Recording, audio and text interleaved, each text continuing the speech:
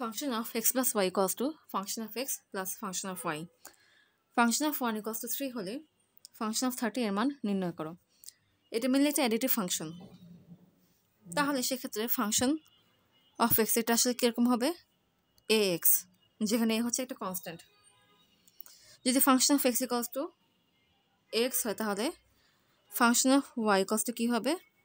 ay, এবং function of X plus Y equals to কী হবে?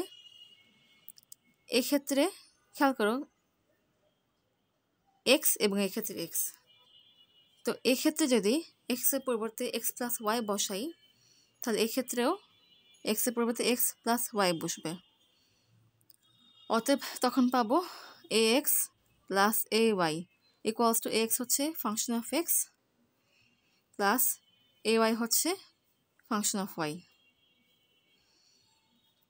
সুতরাং এখান থেকে বলতে পারি ফাংশন অফ এক্স যদি এ এক্স হয় তাহলে function of X plus Y equals to কী হবে? Function of X plus function of Y এটা হবে।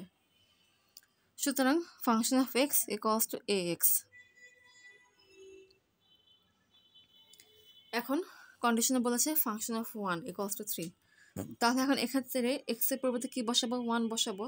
সুতরাং ফাংশন অফ 1 ইকুয়ালস টু কি? a ইন্টু 1, কারণ এক্ষেত্রে এক্সের পরিবর্তে 1 বসেছে তাই এখানে এক্সের পরিবর্তে 1 এসেছে, ইকুয়ালস টু a ইন্টু 1 হচ্ছে a। ফাংশন অফ 1 এক্ষেত্রে বলে দিয়েছে 3, তাহলে এটা ইকুয়ালস টু কী হবে? 3 হবে, মানে ফাংশন অফ 1 ইকুয়ালস টু 3। সুতরাং এখান থেকে বলা যায় a equals to 3, a equals to 3 এর একটা মান পেলাম। তাহলে function of X equals to A x, এটা আবার লিখি। ফাংশন অফ 30 এর মান কী হবে? এক্সের পরিবর্তে 30 বসাবো, equals to A into 30 equals to এর মান হচ্ছে 3 যেটা পেলাম, তাহলে 3 ইন্টু 30 ইকুয়ালস টু 90। সুতরাং ফাংশন অফ 30 এটার মান হচ্ছে কত? 90। এটাই অ্যান্সার।